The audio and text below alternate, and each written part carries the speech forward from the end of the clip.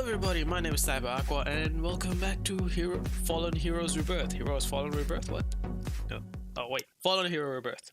Right. Continuing off where I left off, but yeah, I'm slowly starting to keep up with the recording, but I can't keep up with the editing. It's a weird thing because like recording is like half an hour, editing is like you said times 5 the amount, so like maybe I don't know, it's like 4 to 6 hours. Because the editing part is like where most of the things happen, and the recording is just like saying things. Other than that, let's get back into it. As always, this video will be 30 minutes long. I'll try and make it longer, but other than that, I will be keeping it straight to 30 minutes and try and get as much of the stuff done as I can. So let's get into it, shall we? Music will be edited in, as always. Last one I didn't do it because I ran out of time. Sorry about that. But yeah. I have what you asked for, you say with a thin smile, patting the bag that is sitting next to you, right next to you, yeah. Luckily, encouraging Dr. Matru to lay off the affection had not been that difficult. He might have been charmed by your looks, but he was even more charmed by your money and the scope of your plans. It was in everyone's interest to keep this a pure business arrangement. Getting emotions involved only complicates things. You look around the darkened room, the booth. I can't talk properly in this section. Offer a certain amount of privacy. And at this time on a Tuesday night, everybody is at the bar. It is a simple act to open up your bag, reaching in to pull out the small but heavy black box before sliding it over to him. Okay. Dr. Matrum's, I don't know. Dr. Matrum's hand almost trembled as he connects the thin cable of a code breaker to the lock. Diodes flash from red to green, and the box slides open with a serpentine hiss or something. Serpentine hiss. There is no smell you can perceive or something. Perceive? Yeah. Which is a little surprising considering the thin mist that seeps out. Do you have any idea what you truly have here? He asks reverently or something. Of course I do, you say, trying not to sound insulted. It is a colony of fully functional nanomachines. Whoa. Forbidden technology of the blackest kind. Okay. Oh, they are far more than that. Dr. Matru dinks right around in his pocket for a scanner, running it in slow circles over the small, roundish void cage that was resting in the box, held safe by formatting memory foam. Okay. Please, go on, you say. Only half ingest. It is always risky to provoke man and woman to science to talk about their work. Okay. But as long as you can starve off boredom and listen, you can learn a lot. Not earn a lot, learn a lot.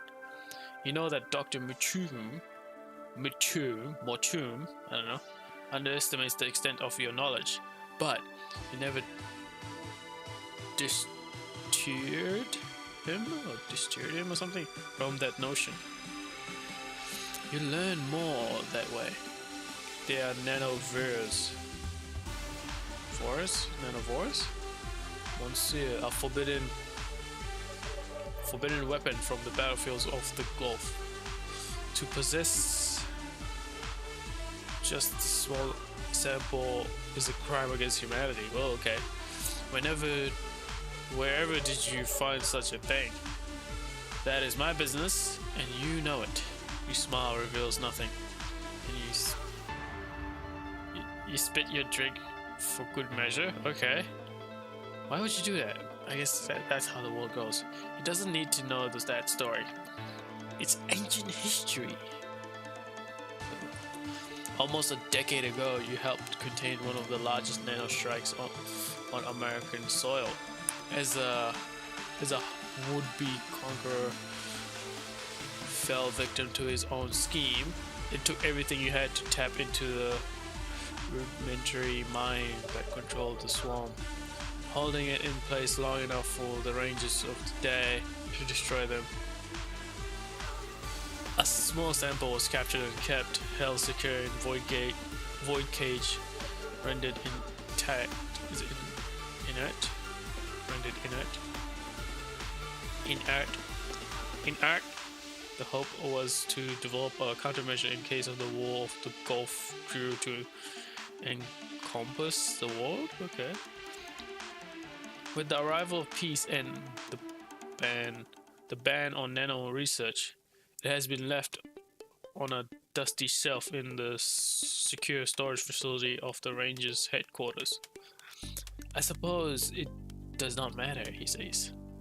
But from the look on his face, he is already adding things up. He is bound to guess that this has something to do with the recent downtown battle. He is not a foolish man, but luckily, he is not a scrupulous one either. Okay, whatever that word is.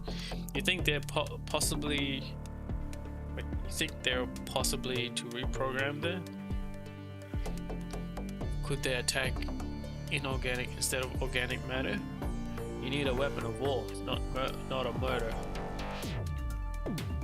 True. The parameters should already be in place inside them. It is only a matter of finding and adjusting the settings. I do not traffic in failure, Monsieur. To control them is going to be the challenge. I don't know, it feels like this I read is harder. Other games I read is like more simpler, but this one, I guess it's like novels, like more complex wording and everything. I know, I still need to pick up those parts up. Yeah, I don't know, it just feels harder for some reason. For other guys it might be easier, for me it just feels harder. If you can procure what you have promised, this is going to be a work of art. Perfection! He exclaims, with a loving look at a nondescript container. Okay. Can't help but find some amusement in the passion of which he focuses on the container in his hand.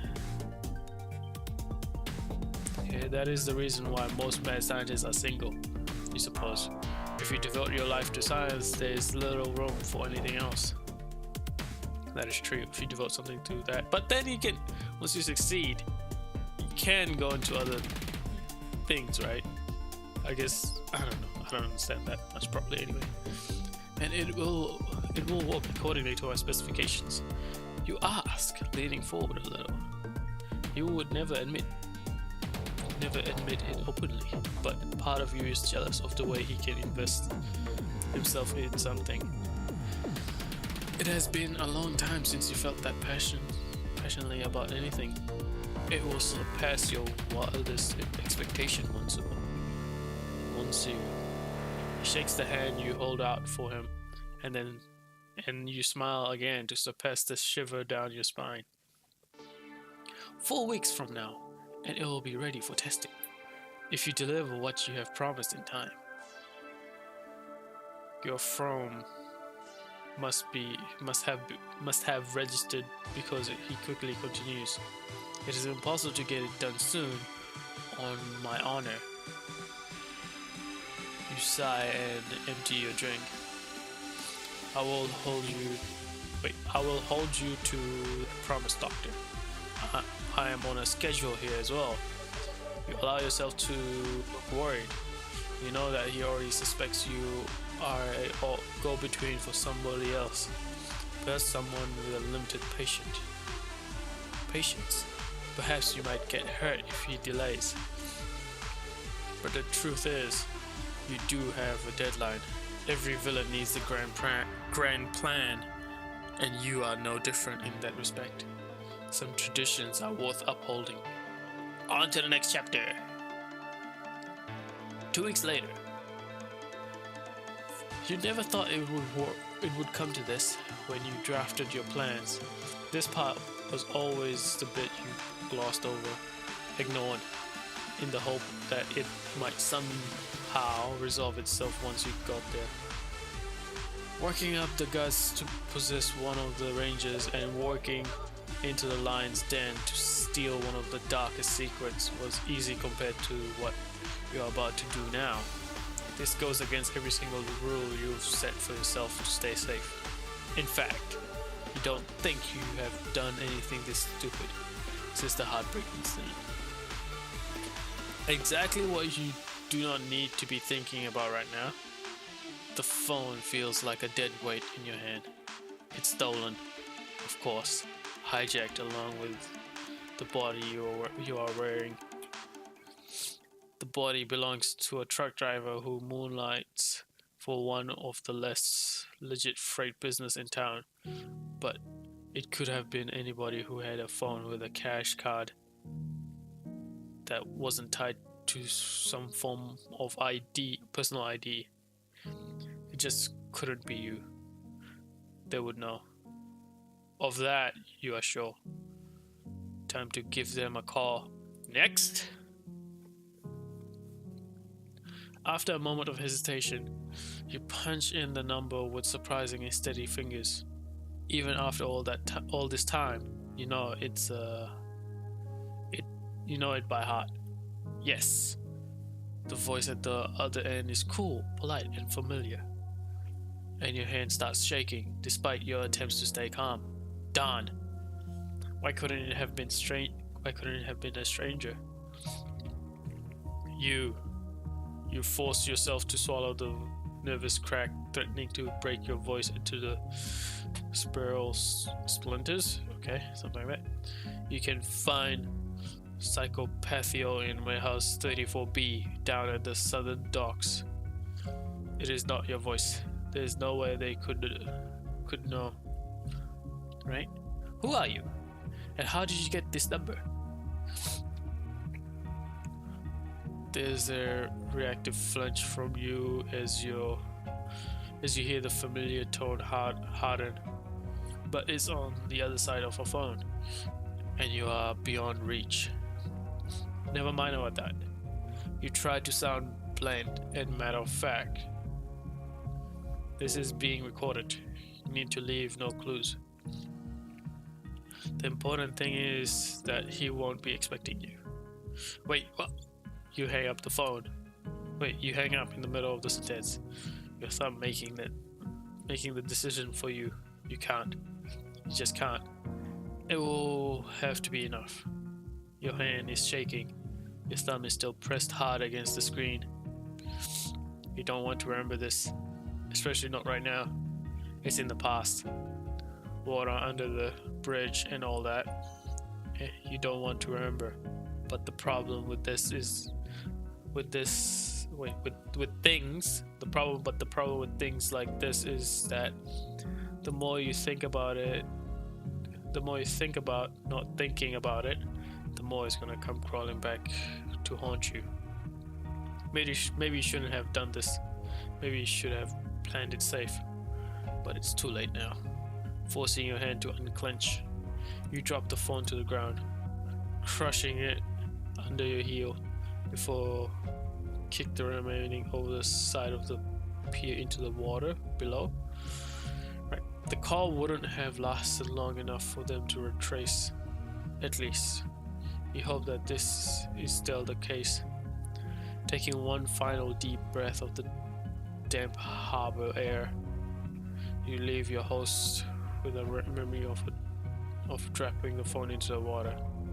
A moment of fumbling inattention leading to loss and frustration. By then, you're already busy throwing up elsewhere. Back into your own body. Right, okay. The bottle of water is enough to rinse the taste of the vomit out of your mouth. Oh yeah, I had those times. Ugh, wasn't good. But your hands are still shaking as you curl up and wait. It would have been them. No, it would have to be them. Not many others could hope to bring down a monster like CyberAqua. Sure, you fought him back when you ran with the Rangers, but Nearly a decade have passed since then, and he has not been idle. If you tried the stunt today that you did last time with Ortega, you both would be dead. Luckily, yeah, you are not the man you were either. Oh, Jesus Christ. Otherwise, you would never have stooped to this. Stoop or stop to this? I don't know. To using them. In a world filled with enhanced people, some things are still more taboo than others. Be they boosts or mods, all the enhanced are human at the core, no matter how widely they have deviated from their organs. Deviated or whatever? Not so the Regenists. Like robotic constructs, Regenists are created, not born. They are subjects to none of the rights of a proper human being. Like stem cell clones. They are supposedly mindless, just a body to strip for parts and no soul to fill it. Okay. Human ingenuity might have enabled the Genitech Corporation to reconstruct humanoid beings from the ground up, but giving them a mind, much less a soul, that is impossible. Circumventing this limitation, the regions that the special directive employers' weapons are outfitted with artificial minds, advanced AIs that can mimic the acts of people, but aren't truly alive. Or so the story goes. The regions are people in distinctive uniforms, their faces and body covered with bright tattoos, okay, marking them for the tools they are. These warning signs are there to make people keep their distance, okay, as the powers involved are too much more dangerous than what normal boost could wield and survive, okay. They also make it impossible to confuse Regenists with a normal human, especially when combined with their distinctive blue-gray skin. Oh, okay. Always a controversial presence. Most of the Regenists are used in the wars abroad, but several teams will always remain on US soil, ready to be put to use should the special directive require it. Like now, because you called them in, your hands are still shaking, shivering a little. You put them into empties to try to warm them up as you wait, okay? You wish you could just let your mind go blank and settle into your usual patient routine. Not this time though. Right now, your mind just keeps crawling or something, a hornet's nest of anxiety or something. It was that voice. Too many bad memories. This plan is too many moving parts for my liking. Bringing the special directives risk showing the spotlight on me. I wish Ortega was here. Okay, let's go with that voice. I don't know what is that voice. Too many bad memories. Can't help but think back to the phone call. There weren't that many words said. Could you have been mistaken? Maybe it was a perfect stranger answering the phone. No, it wasn't. You're sure of it. Your body knew that voice. The dry politeness of it. The way it was dropped in octaves as you bit the inside of your cheek hard enough to taste blood. It doesn't matter who it was. It doesn't matter because there was no way that they could recognize you. Nothing to give you away. They can't touch you anymore. You try not to remember that you thought that was true once before. You try not to remember that you thought you were free, that you had started a new life, well beyond their reach. You try not to remember. 7 years ago, That's 7 years ago. It came from the north, a mysterious sequence of weird actions, strange suicides, and mass panic. When mapped out, the incident formed an uneven line, steadily heading south. A mass pileup of cars on the freeway brought in the authorities, who were shocked to discover people crashing their vehicle into each other, apparently at random. A traffic chopper at the scene caught the mayhem, then made headlines of its own as it crashed down into the twisted wrecks below. Okay. Jesus. Still, people did not sit up and take notice until the first cop shot himself on live television. Whoa, okay, what is happening? By that time, it had stopped moving, taking route into the northern suburbs of Los Diablos. It had left a no-go zone where anyone who entered slowly went mad and tried to kill themselves. At first, the exclusion zone had been a single apartment building, but by the time the Rangers had been called in, it was half a block and more. Okay. Whenever there was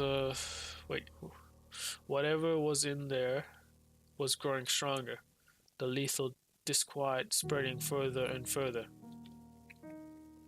With the threat affecting people's mind, of course the Rangers had contacted you. Don't stand so close, you're giving me a headache. You rub your forehead a bit, giving Sergeant Steele a glare. The man in the massive armor doesn't decline to answer. Okay. It is no secret that Steele does not like you. You are not one of the Rangers, even if you have worked with them often enough.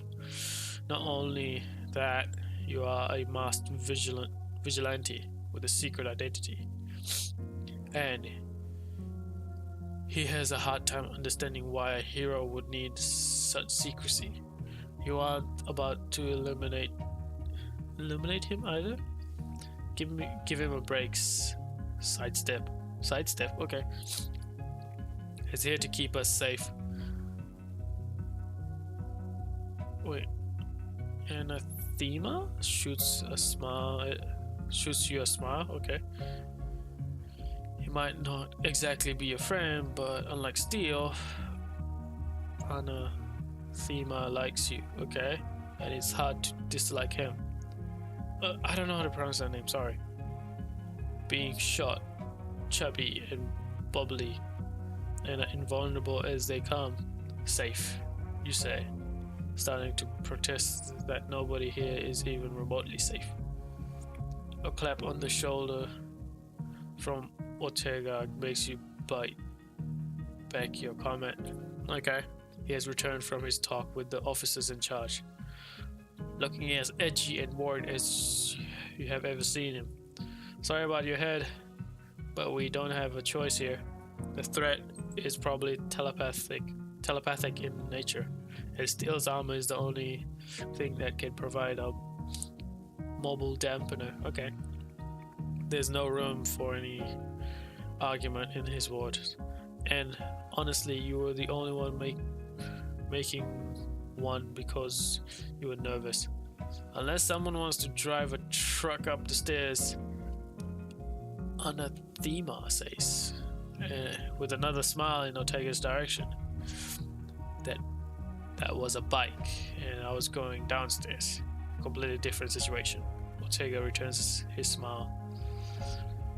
The gravity of the situation diffused somewhat.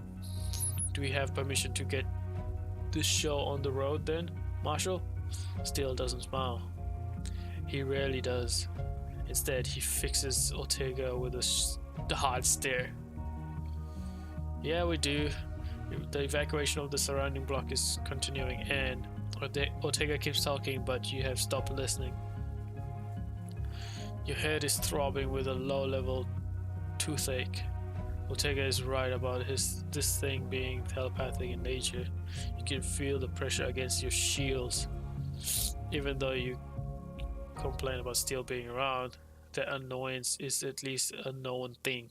Telepathic dampeners might hurt, but what is in there hurts worse. Okay, this is an interesting story. You're not the only one feeling it either. There's an officer over at the cordon who keeps looking towards the building, keeps touching his face as if he was trying to pull something off his skin, but it's only when his hand started reaching for his holster then he realizes he's about to lose it. No time to lose. I disarm him before he can pull the trigger. Better safe than sorry. I punch him out. Athena's closer. I'll yell at him. No. Okay. I punch him out? Oh. Athena's closer. I yell at him to make him notice what is happening. Should I rush in and disarm him or punch him? Okay, let's make a scenario. So if I rush in and disarm him, that means I'm still thinking. If I rush him and punch him, that means that shows that I'm aching and I'm just going straight to the point, right? Yeah.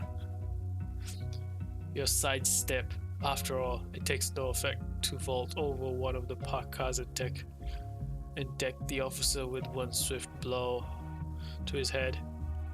He falls almost gently into your arms and you look up at the startled faces of the other officers. Get this man out of here! You bark at them. He was about to kill himself. The radius must be expanding, so I suggest you get out of here. Get out with him. The officers withdraw quickly enough, leaving the four of you on the wrong side of the cordon.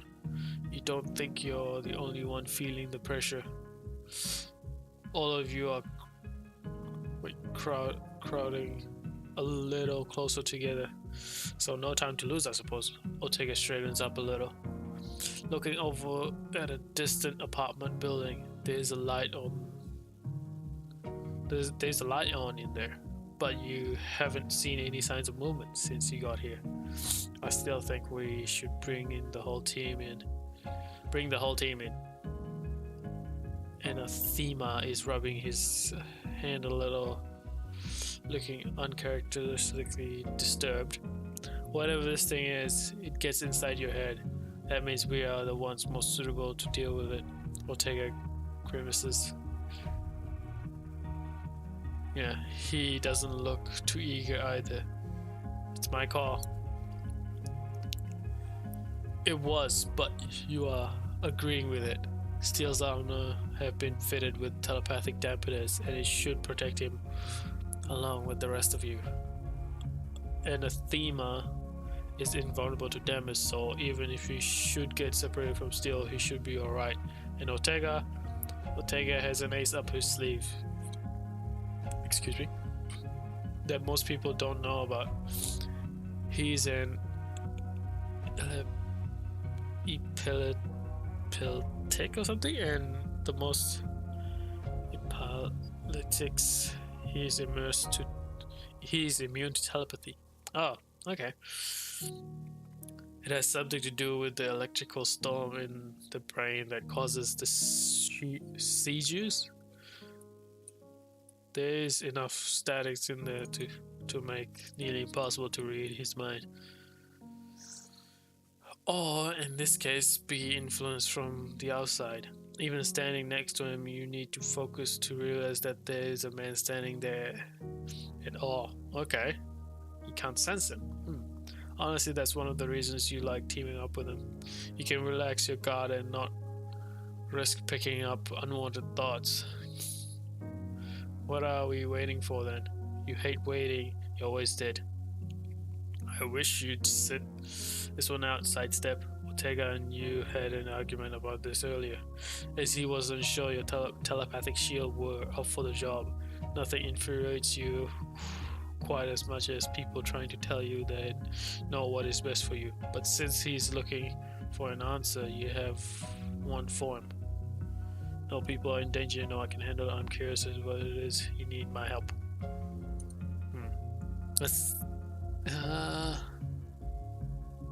No, I'm curious about what this is. Let's be curious. No, I'm coming. No, I'm coming. Wouldn't miss it for the world. You grin it wide. Your grin is wide, and you know you are probably feeling a little too excited for a situation as grave as this. But there's something in this pressure surrounding you that is almost familiar. Something you can almost taste. You need to know more. Find you in. Let's get moving. You get one final hard look from Ortega before he turns around and starts walking towards the building. The rest of you in tow. It's a familiar routine, but by now you are quite used to working together. Ortega takes point with steel, while you bring up the rear with anathema that keeps both steel and the dampeners as far away from you as possible. So everyone wins. Not everyone, not the people who lived here. You shiver a bit as you approach the building. There are bodies littering the ground. Limp, dark piles at the edge of your vision. There's something disconcerting about a dead body. Your mind identifies them as a human, and your thoughts reaches out only to touch nothing. I look away. I don't need to see any more bodies. There might be clues. Let's go for that. Okay, it's already been half an hour. Sorry, I have to stop over here. This is actually kind of getting good now. Before it was kind of like semi-ish, boring, you could say, but not that much. It was still exciting. But yeah, this is like, you could say, like my third time reading like an actual novel-ish type. But this is more of a novel in a game-ish. But it is quite entertaining. But yeah, so hopefully I get more used to it. Some modes are actually pretty hard, but I will get used to it eventually as I keep reading to improve myself. And also, I got a question for you guys. Let me know in the comments below if you think I'm going a similar path to one of you guys, or is it a complete different path?